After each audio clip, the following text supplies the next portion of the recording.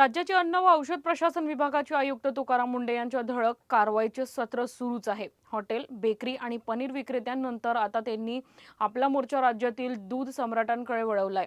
दुग्धजन्य पदार्थांमधील वाढती भेसळ आणि ग्राहकांच्या आरोग्याशी होणारा खेळ थांबवण्यासाठी मुंढे यांनी राज्यात सेफ फूड सेफ ड्रग ही विशेष मोहीम हाती घेतली आहे। या अंतर्गत दूध संकलनापासून ते थेट ग्राहकांच्या ताटात जाईपर्यंतच्या संपूर्ण पुरवठा साखळीसाठी अत्यंत कडक नियमावली जाहीर करण्यात आली आहे।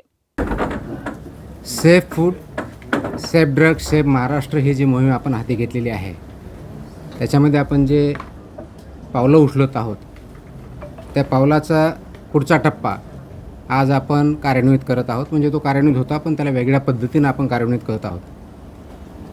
गेल्या 8-10 दिवसापूर्वी आपण HRE ऑर्डर काढली, हॉटेल्स रेस्टॉरंट्स इटरीच्या बाबतीतली ऑर्डर काढली आणि त्याबद्दलचं इम्प्लिमेंटेशन अक्रॉस महाराष्ट्र चालू आहे।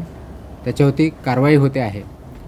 आता त्याच्या पुढचं आपल्या अन्नामध्ये सर्वात महत्त्वाचा जो घटक असतो तो असतो दूध, मिल्क अँड मिल्क प्रॉडक्ट्स।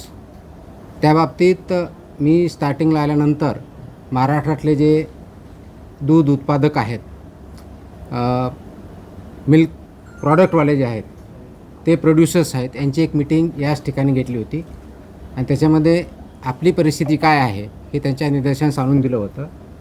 कोणते रेग्युलेशन्स, रूल्स, स्टँडर्ड्स त्यांनी पाळायचे, कशा पद्धतीनं पाळायचे याबद्दलही त्यांना प्रेझेंटेशन करून जवळजवळ 1 तास त्याच्यामध्ये चर्चा करून त्यांना मार्गदर्शन केलं होतं।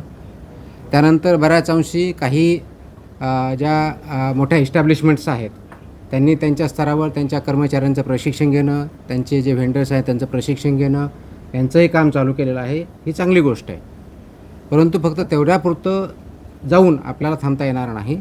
आपल्याला सर्वंकष जी इकोसिस्टम आहे, दूध प्रक्रियेमधली पूर्णपणे इकोसिस्टम, अगदी प्रोड्युसरपासून म्हणजे फ्रॉम फार्म टू प्लेट, म्हणजे कंझ्युमरच्या ताटात जाईपर्यंत फार्म टू प्लेट ह्या कन्सेप्टवरती आपल्याला काम करावं लागणार आहे। आणि त्या साखळीमधले सर्वजण जे